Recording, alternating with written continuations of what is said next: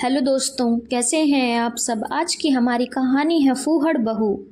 ये क्या कैसे तैयार हुई है, तू भी ना किस फूहड़ को पत्नी बनाकर ले आया है। ये एक कॉरपोरेट पार्टी है और उसमें कनक ऐसे जाएगी, मेरी तो नाक ही कट जाएगी। लोग कहेंगे बहू से ज़्यादा तो सास मॉडर्न लग रही है। विशाल, इसे थोड़ी तो मॉडर्न ड्रेस दिला दे और ढंग से रहने का सलीका सिखा। ऐसे तो ये इस घर में नहीं रह पाएगी। उषा जी ने गरूर से अपनी बहू को कहा। बहू, मम्मी, कनक कितनी अच्छी तो लग रही है।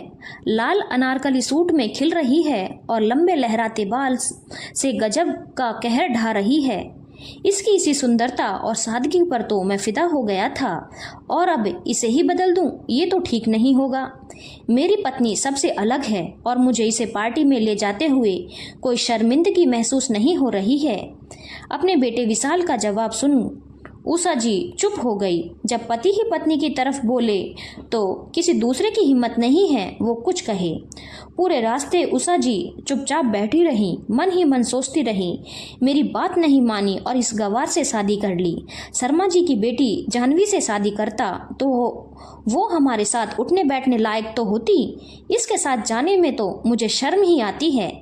ये तो हमारी आज नाक ही कटवा देगी। मेरे गरूर को बड़ी चोट पहुंची है। विशाल ने तो मेरी बात मानी नहीं, पर अपने छोटे बेटे नितिन के लिए मैं जाह्नवी जैसी ही बहू लेकर आऊंगी।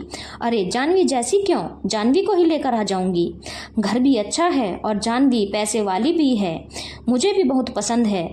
मन ही मन खुश होती रही और उन्होंने कनक से थोड़ी भी बात नहीं की। उनके हिसाब से कनक अनारकली सूट में बहन जी टाइप लग रही थी। सब पार्टी में पहुंच गए। विशाल कनक का हाथ पकड़कर अंदर गया। कनक को देखकर सबके मुंह से वाह वाह निकल रहा था। सब दोनों नए शादीशुदा जोड़े को शुभकामनाएं और आशीर्वाद दे रहे थे। विशाल को बिजनेस में बड़ी सफलता मिली थी, इसीलिए उषा जी ने ये पार्टी रखी थी। वो खुद महंगा गाउन पहनकर आई थी तो उन्हें अपनी बहू सामान्य सी लग रही थी। जब पार्टी में कनक के सूट और उसकी तारीफ हो रही थी तो उषा जी से ये सब बर्दाश्त नहीं हो रहा था। थोड़ी देर में मॉडर्न कपड़ों में जाह्नवी अपने पापा के साथ आ गई तो उषा जी ने उनसे सहमति ली और नितिन के साथ जाह्नवी की सगाई की घोषणा कर दी। पूरा हॉल तालियों की गड़गड़ाहट से गूंज उठा। घर आकर नितिन ने कहा, मम्मी अचानक जाह्नवी से मेरी सगाई क्यों करवा रही है? पहले हम एक दूसरे को जान तो लें। हमने सिर्फ बिजनेस की ही बात की है, कभी घर परिवार और रिश्ते की कोई बात नहीं की। ये सुनकर उषा जी ने उसे चुप करवा दिया। मैं नहीं चाहती कि तू भी विशाल के जैसे कोई गवार घर में उठा कर ले आए। मुझे मेरे बराबर स्टेटस वाली बहू चाहिए जो मेरे साथ किटी पार्टी और बाहर उठ बैठ सके और सबके बीच मेरा गरूर बना रहे। नितिन अपनी मम्मी की बात का विरोध नहीं कर पाता था और उसकी सगाई तय कर दी गई। उषा जी जाह्नवी को बहू के रूप में देखने के लिए बहुत उत्साहित थी। अगली सुबह नाश्ते की टेबल पर उषा जी चिल्लाकर बोली, ये क्या, तुझे थोड़ी सी भी अक्ल नहीं है? हम नाश्ते में ब्रेड बटर खाते हैं और तूने ये घी के पराठे और आलू की सब्जी बना दी। विशाल तो इन्हें छुएगा भी नहीं, इतना घी हमें नुकसान करेगा। कनक चुप थी, तभी अंदर से विशाल आकर बोला, मम्मी कनक को मैंने ही पराठे सेकने को बोला है। रोज ब्रेड बटर खाकर मैं उकता गया हूँ। आपको ऑफिस में जाने की जल्दी होती है तो आपको समय नहीं मिलता, इसीलिए मैंने कनक को कहा कि मुझे ये खाना है तो उसने बना दी। वैसे आप ब्रेड बटर भी खा सकती हैं, फ्रिज में रखा हुआ है। उषा जी कुछ नहीं बोली। उन्हें भी पराठे खाकर अच्छा लग रहा था, पर वो हर बार कनक का अपमान कर रही थी। उसे नीचा दिखाने में उन्हें मजे आ रहे थे। उन्हें अपने स्टेटस और पैसे का बड़ा गरूर था। विशाल एक उच्च मध्यम वर्गीय परिवार का बेटा था और अपनी माँ उषा जी के साथ कपड़ों का बिजनेस करता था। विशाल के पापा के बाद उषा जी पर ही सारा भार आ गया था। उन्होंने रसोई घर छोड़कर सिर्फ अपने बिजनेस पर ध्यान दिया, क्योंकि दोनों बेटे छोटे थे, उन्हें पालना था, अपने पैरों पर खड़ा होना था। बिजनेस करते करते उनमें भी बहुत बदलाव आया। उनके रहने का ढंग और सोच भी बदल गई। विशाल और नितिन ने अपनी पढ़ाई पूरी की और घर के बिजनेस में ही लग गए। उनकी मेहनत का ही परिणाम था कि बिजनेस अच्छे से सेट हो गया था। अब उषा जी को विशाल की शादी की चिंता हुई। उन्होंने कई जगह लड़कियां देखी पर उन्हें कोई लड़की पसंद नहीं आई। जानवी के लिए वो विशाल का रिश्ता भेजने वाली थी कि एक सुबह उन्होंने देखा कि विशाल मंदिर से आ रहा है। उसके साथ में कनक भी गले में माला डाले हुए थी। मम्मी, मैंने अपने बचपन के प्यार से मंदिर में शादी कर ली है। आपको कहता तो आप कभी नहीं मानती। मैंने सोचा शादी करके आऊँगा तो आप मना नहीं कर पाएंगी। उषा जी को बहुत बुरा लगा। वो सोच कर बैठी थी कि जानवी और विशाल की शादी होगी, उन्हें बिजनेस में फ़ायदा होगा। साथ में जानवी इकलौती बेटी भी है तो बहुत सारा दहेज लेकर आएगी और उसकी दौलत भी उन्हें ही मिल जाएगी। पर अभी विशाल ने उनके सपनों पर पानी फेर दिया। कनक उनके पुराने पड़ोसी की बेटी है जो 4 बहनों में सबसे बड़ी है। उसके पापा स्कूल में सामान्य टीचर हैं जो किसी तरह बस अपना परिवार चला रहे थे। दोनों के रिश्ते को स्वीकार करने के अलावा उनके पास कोई रास्ता नहीं था। कनक सामान्य घरेलू लड़की थी जिसे घर के सभी काम आते थे और उषा जी चाहती थी कि उनकी बहू मॉडर्न तरीके से रहने वाली और पैसे वाली हो। बस कनक घर में आ गई तो उषा जी उससे चिढ़कर ही रहती थी। उषा जी खुद बिजनेस में व्यस्त रहती तो घर और रसोई नौकरों के भरोसे चल रहे थे। पर अब कनक ने आकर सब कुछ संभाल लिया था। विशाल और कनक में बहुत अच्छी बनती थी। उषा जी ने भी अभी भी कनक को मन से बहू नहीं स्वीकारा था। उषा जी जानवी और नितिन की शादी की तैयारियां बहुत जोर शोर से कर रही थी। आखिर उनकी पसंद की बहू जो घर आ रही थी और साथ में दहेज भी मिलने वाला था। जानवी अपने साथ बहुत सा दहेज और महंगी वस्तुएं, कपड़े और गहने लाई थी। उषा जी ने शादी के बाद अपने ऑफिस में पार्टी दी थी, लेकिन वो जानवी की शॉर्ट ड्रेस देखकर हैरान रह गई। जानवी, हनीमून पर नहीं जा रही हो? ऑफिस में कई बड़े लोग भी होंगे।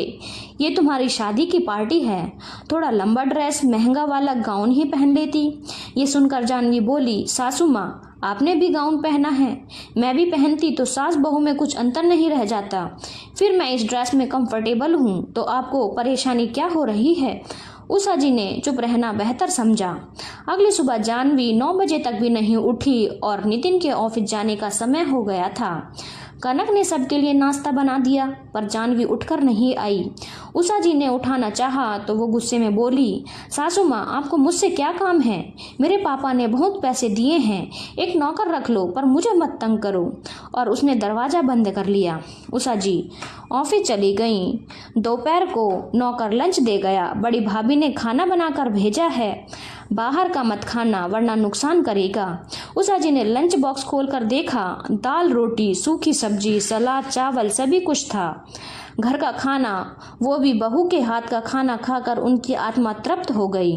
अब उन्हें विशाल की पसंद पर नाज होने लगा, लेकिन उन्होंने कभी भी विशाल और कनक को बताया नहीं कि वो कनक को पसंद करने लगी हैं।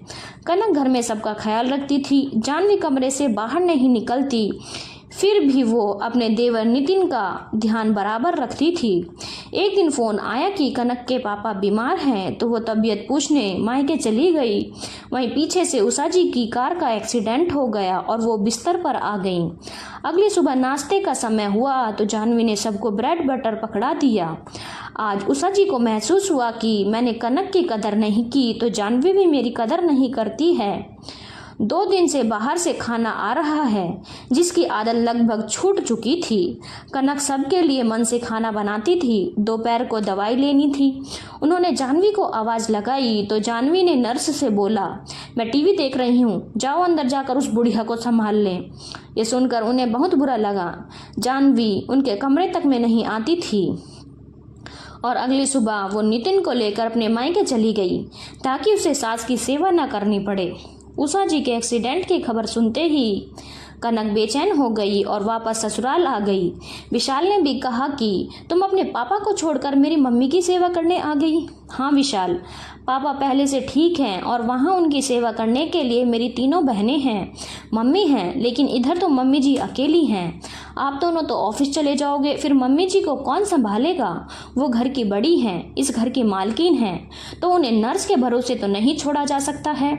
और अब वो मेरी भी मम्मी हैं। उषा जी ने जब ये सब सुना तो उनका दिल भर आया। जिस बहू का इतना अपमान किया, दिन रात ताने दिए, हर वक्त कमी निकालती, आज वो ही बहू उनकी सेवा के लिए तत्पर है, नर्स से बढ़कर उनका ख्याल रख रही है। उषा जी को आत्मग्लानि महसूस हो रही थी और उनका पैसों का गरूर भी चूर चूर हो गया था। कुछ दिन मूसलाधार बारिश हो गई, शहर के सारे रास्ते जाम हो गए, सभी सेवाएं बाधित हो गईं, तो नर्स भी नहीं आई।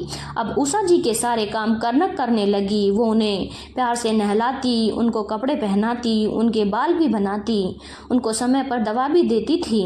एक रात कनक उनके कमरे में आई और बोली, मम्मी जी, वो नर्स अभी कुछ दिन और नहीं आएगी, बारिश में उसका घर टूट गया है, तब तक मैं आपके कमरे में रहूंगी। लेकिन विशाल को बुरा लगेगा, तुम उसे छोड़कर मेरे कमरे में कैसे रह सकती हो? उन्होंने कहा, मम्मी जी, मैं विशाल से लड़कर आपके कमरे में नहीं आ रही हूँ, हम दोनों ने आपसी सहमति से फैसला लिया है। वो हंसते हुए बोली, मैं आपका ख्याल रखूंगी। नर्स का फ़ोन आया था, उसे अभी वक्त लगेगा और नई नर्स भी नहीं आ पाएगी क्योंकि जगह जगह पानी भरा हुआ है, उस वजह से। फिर वो हिचकते हुए बोली, कनक, जो दैनिक काम में बिस्तर पर करती हूँ वो तो नर्स ही करवा पाएगी। कनक समझ गई और बोली, नहीं मम्मी जी, मैं कर लूँगी। मैंने आपको अपनी माँ माना है तो बेटी होने के नाते मैं सब कर लूँगी। आप तो बस जल्दी से अच्छी हो जाइए, कनक ने मुस्कुराकर कहा। उषा जी की आंखें भर आई। बहू, मुझे माफ़ कर दे, अब मेरा गरूर टूट गया है। मैंने तेरे साथ इतना बुरा किया, तेरे मम्मी पापा को बुरा भला कहा, हमेशा दहेज न लाने का ताना दिया, हमेशा तेरे कपड़ों का मजाक बनाया, तुझे गवार कहकर तेरा अपमान करती रही और आज तू मेरी इतनी सेवा कर रही है। मेरी अपनी पेट की बेटी होती तो शायद वो भी नहीं करती। मैंने हमेशा दहेज और दिखावे को चाहा था। मैं विशाल के लिए जानवी को लाना चाहती थी पर विशाल ने तुझे पसंद कर लिया। बस ये बात ही मुझे अखर रही थी। मैंने जानवी को नहीं, उसके पैसे और स्टेटस को चाहा था। आज जानवी मुझे इस हाल में छोड़कर नितिन को लेकर अपने मायके चली गई है। उसे लग रहा होगा कि मैं बिस्तर पर आ गई हूँ तो अब मेरी सेवा क्यों करे। उसे अपनी आज़ादी, किटी पार्टी और घूमना फिरना जो पसंद है।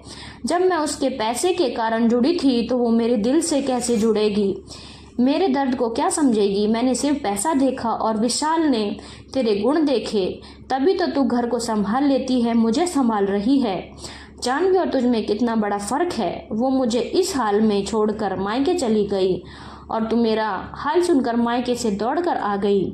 मम्मी जी, आप ज़्यादा मत सोचिए, आपकी तबीयत और ख़राब हो जाएगी, मैं सब संभाल लूँगी, आप दवाई खाकर आराम कीजिए, कनक ने कहा। कनक की कुछ महीनों की मेहनत और डॉक्टर की दवाई से उषा जी ठीक हो गई। वो पहले की भांति चलने फिरने लगी और ऑफिस जाने लगी। एक दिन सब घर पर बैठकर खाना खा रहे थे तो नितिन और जानवी आ गए। मम्मी जी, आप ठीक हो गई, मुझे बहुत खुशी हुई। आप चिंता मत करो, नितिन और मैं कल से ही यहाँ रहने आ जाएंगे।